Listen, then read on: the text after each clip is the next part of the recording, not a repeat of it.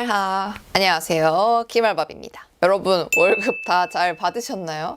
이제 월급이 들어오면은 기분은 좋은데 사실 막 이렇게 빨리 어딘가로 가버리잖아요. 저도 사실 지금까지 거의 그런 기분이 주로 느꼈던 것 같습니다. 여러분은 혹시 월급날 가장 먼저 무엇 하시나요? 저는 이게 너무나도 중요하고 요거 하나에 따라서 월급의 양에 상관없이 분명히 긍정적으로 변할 수 있다고 저는 자신 있게 말씀드리고 싶거든요. 즉흥적인 소비를 많이 하시는 분, 고정 지출을 관리 안 하시는 분, 그로 인해서 카드값도 자꾸 점점 더 많이 나오는 분. 여러분들 아시죠? 씀씀이는 커지는 건 정말 쉬운데 줄어드는 거는 너무 어렵거든요. 제가 벌써 1억을 모아봤잖아요. 근데 거기서 좀 가장 중요하게 저축에 도움이 되었던 순간들을 따져보면은 선저, 고적, 생양입니다. 야, 이런 말 처음 들어봤죠? 저도 지금 만들었거든요. 선저축하고 고정비는 적게, 생활비는 양심적으로. 요걸 줄여서 선적, 고적, 생양. 선저축이 제일 중요해요. 월말쯤에 남은 돈 저축하거나 적금으로 좀 묶어두신 분들이나 이게 가장 기본적인 것 같은데 저는 순서가 정말 너무너무 중요하다고 생각하는 사람이거든요. 여러분들 왜 돈을 많이 모으기 어렵나요? 돈이 남는 게 없잖아요. 남는 돈이 없어서 돈 모으기가 점점 어려워지는 거라고 생각을 하잖아요. 근데 순서를 바꾸면 됩니다. 그냥 저는 이제 극단적으로 좀 말할게요. 여러분들이 200을 모으고 싶어. 그럼 월급 들어오자마자 200을 저축하면 됩니다. 그리고 남은 돈으로 어찌저찌 잘 살면 돼요. 이게 가장 간단하고 정확한 저축 방법입니다.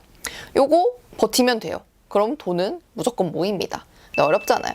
나는 언제까지 얼마를 모을 거고 월에 어느 정도 저축을 해야지 이만큼 모이겠다 라는 정확한 판단이 있으면은 아무 생각 없이 저축하면 됩니다. 종잣돈 1억이라고 하면은 월에 166만 원씩 5년을 모으면 1억이 되거든요. 그러면 그냥 월에 항상 월급 받자마자 166만 원을 어딘가에 넣고 묶어두시면 됩니다. 그러면 5년만 지나면은 여러분들 통장에는 1억이라는 현금이 생기게 되는 거죠.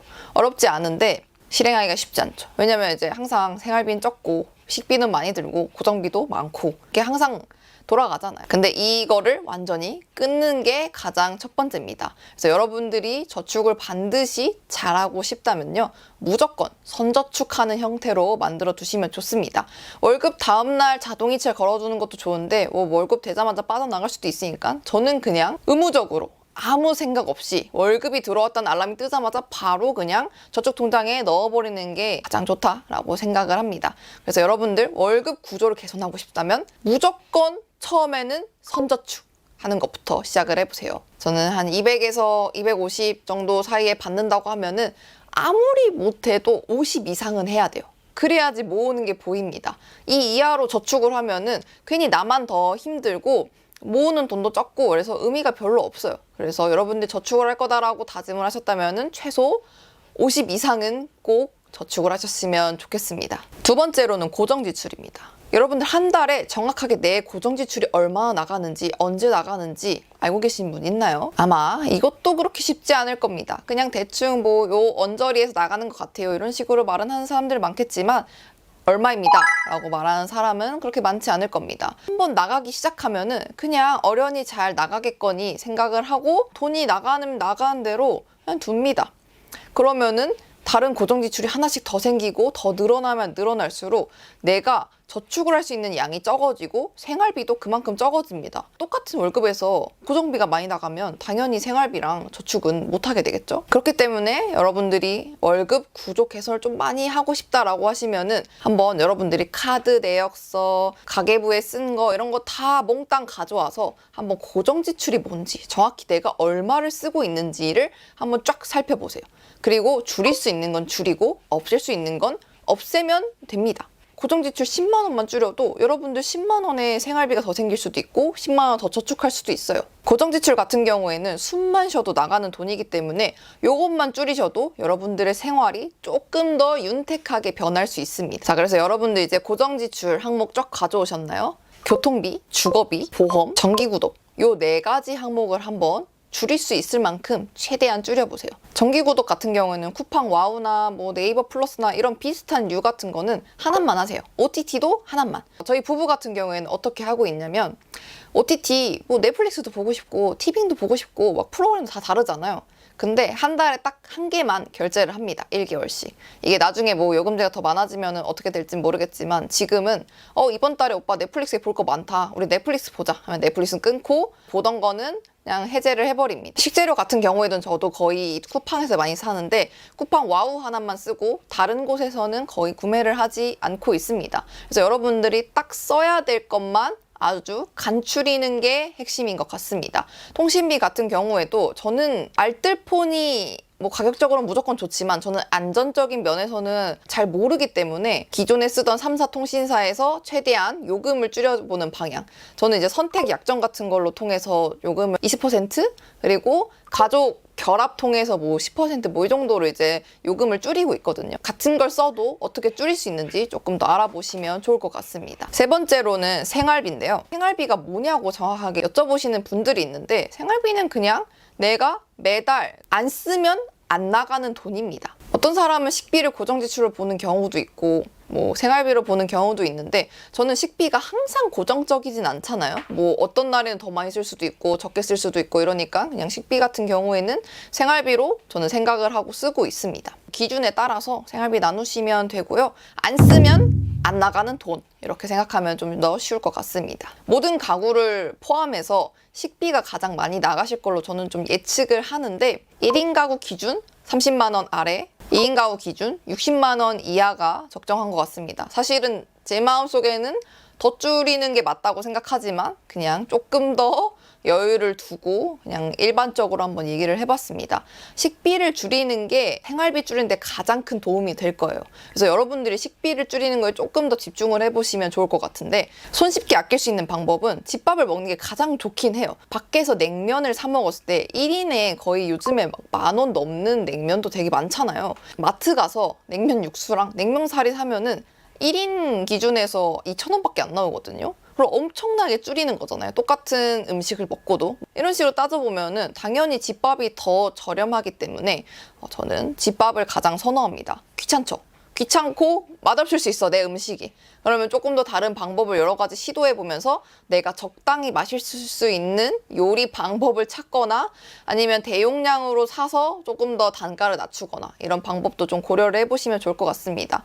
저희 집 같은 경우에는 세 끼 모두 거의 집밥으로 먹고 있고요. 너무너무 힘들 때는 외식을 하거나 배달을 시켜 먹거나 이런 것도 가능해요. 근데 저희는 그렇게 쓰고도 외식비 포함해서 30만 원 정도로 쓰는 것 같습니다. 많이 쓴다고 해도. 그래서 이런 식으로 2인 가구도 30으로 충분히 살 수가 있다라는 거 좀 알려드리고 싶었습니다. 안 된다.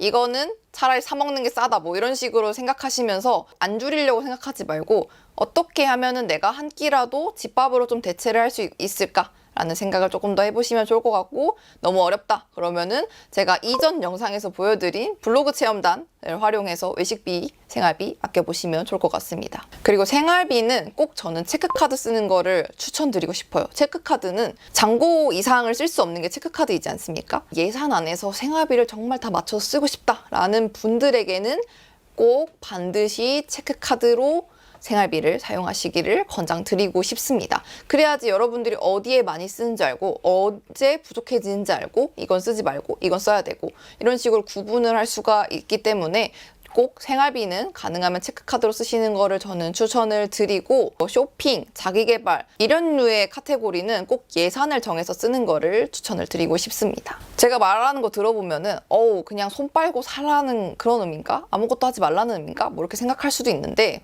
사람마다 소득도 다르고 저축하고 싶은 마음도 다르고 다 다르잖아요. 그냥 자신에 맞게 너무너무 확 줄이는 게 아니라 양심적으로 생활비를 책정하고 사용을 하셨으면 좋겠다는 마음에서 이렇게 말을 해봤습니다. 제가 실제로 남편이랑 제 월급이 들어왔을 때 어떤 식으로 돈이 나가게 만들었는지 좀 설명을 해드리자면요. 월급이 들어오면 하나의 통장으로 다 모읍니다. 그리고 가장 첫 번째로 현금 강제 저축을 해요.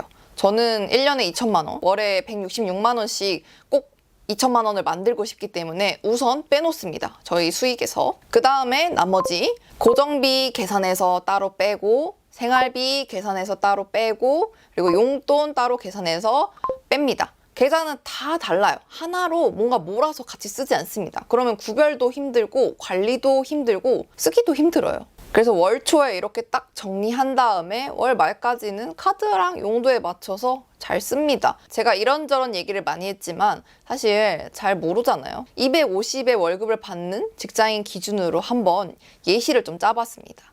그래서 여러분들이 보시기에 괜찮다 느껴지시면은 이대로 한번 실행을 해보셔도 괜찮을 것 같아요. 제가 250을 받는다면 선저축으로 현금으로 50만 원 무조건 저축할 것 같아요. 고정비 80, 생활비 40, 데이트비 20, 비상금 10, 투자비용 50 이렇게 해서 250을 사용할 것 같습니다. 개인적으로 제 생각을 말씀드리자면 저축은 타협을 하면 안 되는 것 같아요.